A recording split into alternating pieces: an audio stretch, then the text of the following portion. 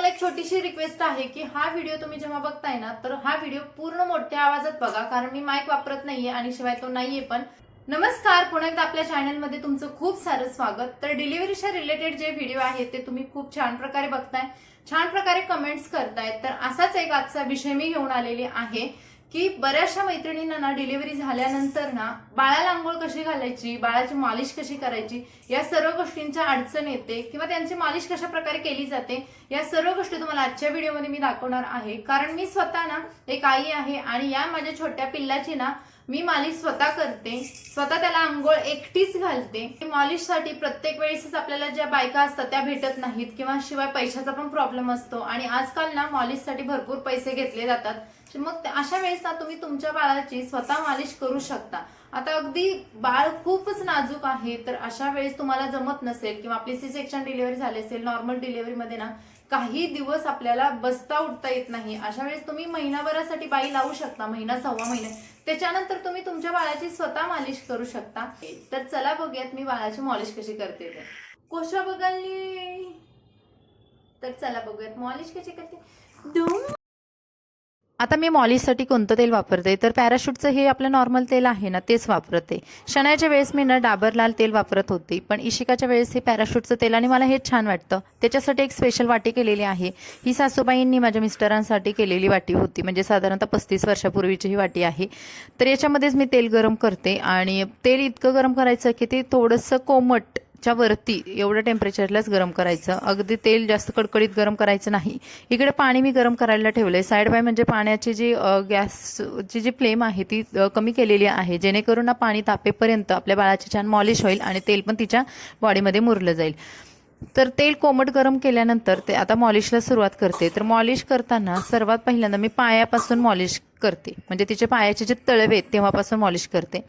आता तेल आपल्याला थंड बिलकुल वापरायचं नाही, थंडीचे दिवस आहेत. मॉलिश छान प्रकारे करायचे. जे आपले अंगठे आहेत ना तिथून मॉलिश आपण चांगल्या प्रकारे करू शकतो.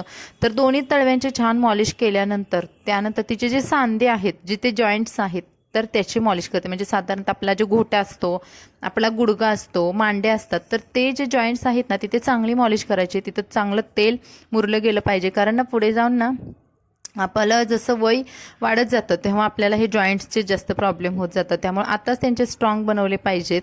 आणि बऱ्याचशा बघा मॉलिश करणाऱ्या स्त्रियासुद्धा असतात ना, ते त्यांचे टेक्निक असतात अशा पद्धतीने मॉलिश करायचे.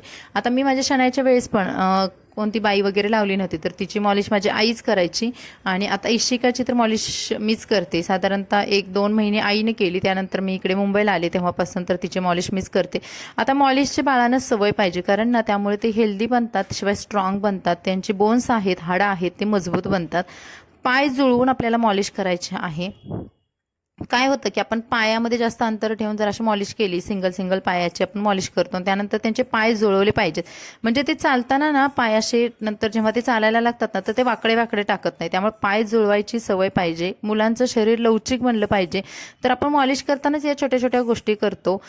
जर आपण आंघोळ घालताना या छोट्या गोष्टी करायला गेलो तर ना त्यावेळेस बाळ किरकिर करणं आणि आपण एकटेच आंघोळ घालत असतो ना तर त्यावेळेस ते पॉसिबल होत नाहीये. त्यामुळे मॉलिश करताना जे पण काही त्यांचा मसाज आहे, सगळं काय आहे ना ते मॉलिश करतानाच करायचं. पायाची मॉलिश झाल्यानंतर हाताचे जे तळवे आहेत त्यांची सुद्धा आपल्याला मॉलिश करायची आहे. पंजे आहे त्याची, परत जे कोपर आहे, त्यानंतर जो खांदा आहे, म्हणजे जे जॉईंट्स आहेत तिथे छान प्रकारे तेल लावून ना अंगठ्याने आपल्याला ते मॉलिश करायचे आहे. त्यांना जसं सहन होईल, अगदीच त्यांना ओढबडून काढायचं नाही आपल्याला, जसं नॉर्मल मॉलिश करायचं आहे. आता इथे फास्ट थोडंसं व्हिडिओमध्ये केलेलं आहे त्यामुळे तुम्हाला ते जास्त असं ताणल्यासारखं दिसत असेल, पण ते तसं नाही. आपल्याला अगदी त्यांची छान प्रकारे मॉलिश करायची आहे. मॉलिश करताना तेल लावल्याशिवाय कोणत्याही भागाला हात लावायचा नाही, कारण ना त्यांची स्किन इतकी मऊ सॉफ्ट असते ना, आणि आपण ते जर ड्राय स्किनवरती आपला हात फिरवला तर ते व्यवस्थित मॉलिश होत नाही आणि त्यांची स्किन कुठेतरी ओढल्यासारखे होते. त्यामुळे तेल भरपूर लावून त्यांची मॉलिश करायची आहे.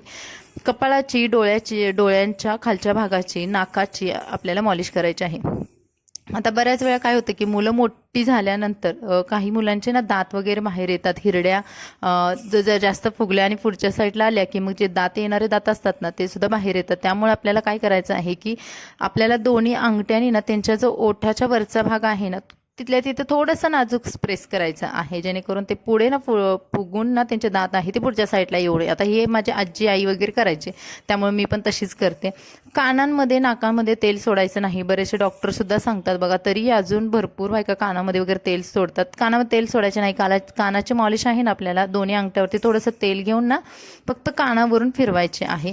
त्यानंतर पाठीची मॉलिश चांगली झाली पाहिजे. त्यांचे हात आहेत ना ते मागच्या साईडला असे फोल्ड झाले पाहिजेत. आता एकंदरीतच काय की आपल्याला बाळाची मॉलिश करताना एक गोष्ट लक्षात ठेवायची आहे की बाळाचं शरीर लवचिक आणि कणखर झालं पाहिजे. कानांच्या मागच्या पाळ्या आहेत त्याला तेल लावून घ्यायचं, मागून पूर्ण केसांना तेल लावायचं. आणि तुमचा जर बेबी बसत नसेल, अगदी छोटा आहे, तर तुम्ही मांडीवरती घेऊन त्याचे टाळू भरू शकता. पण टाळू भरल्याशिवाय आंघोळ घालायचे नाही, कारण तो टाळू म्हणजे काय की आपल्या बाळाच्या डोक्याच्या मधोमध बरोबर एक खड्डा असतो आणि तो व्यवस्थित भरला गेला ना तर ते बाळांना म्हणजे चांगलं असतं की त्याचा त्रास होत नाही. आणि त्यानंतर बघा मी माझ्या बेबीला असं थोडंसं उभा केलेलं आहे. आता काही बाळ खूप छोटे असतात तर त्यांना तुम्ही डायरेक्ट थोड्या वेळासाठी न ठेवलं तरी चालेल. मॉलिश केल्यानंतर बाळाला लगेच आंघोळ घालायची नाही, तेल मुरू द्यायचं.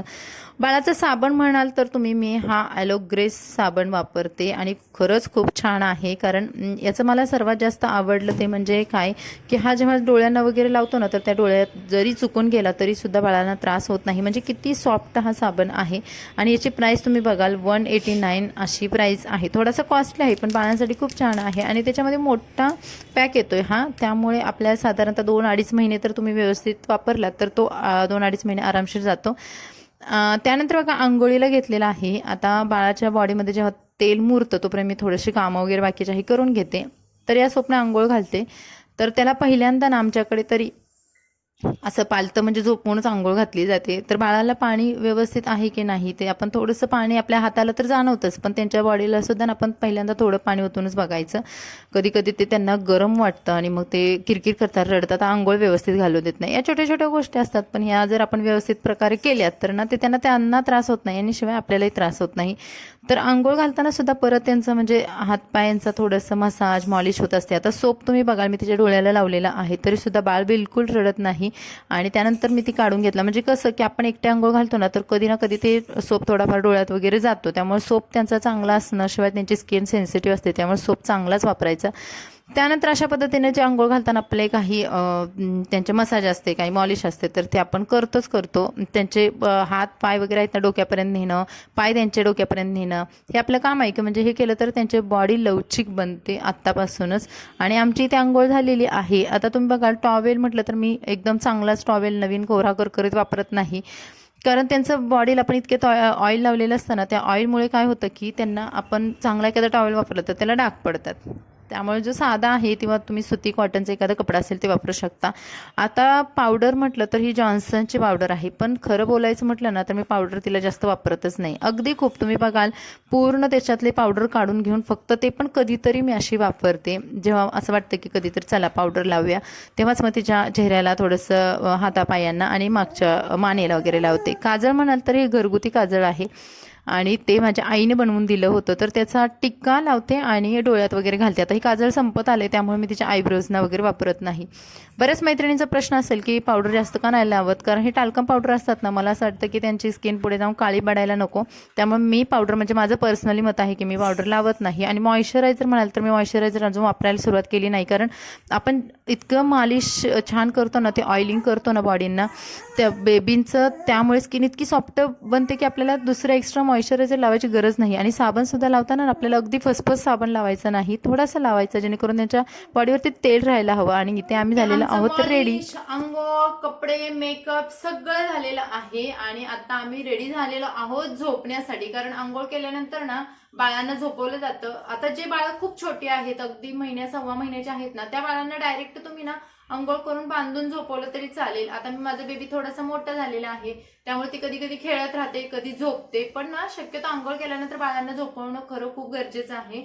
आणि त्याच्यामुळे बाळांची तब्येतही छान राहते. झोप चांगली झाल्यामुळे त्यांना किरकिर करत नाहीये, त्यामुळे त्यांच्या तब्येतीवर त्याचा परिणाम होत नाहीये. आमच्या घाटाकडे ना जास्त बांधण्याची पद्धत नाही, त्यामुळे मी तिला सहसा कधी बांधते कधी नाही बांधत. आणि बांधताना पण असं प्रॉपर पद्धतीने मला येत पण नाहीये, जसं जमेल तसं मी तिला बांधून ठेवते आणि ती झोपली तर ठीक, नाही तर मग ती खेळतच राहते. तर हा होता आजचा व्हिडिओ. कसा वाटला कमेंट्समध्ये नक्की सांगा. मित्रांना शेअर करा. चला भेटू नवीन व्हिडिओमध्ये. Bye bye.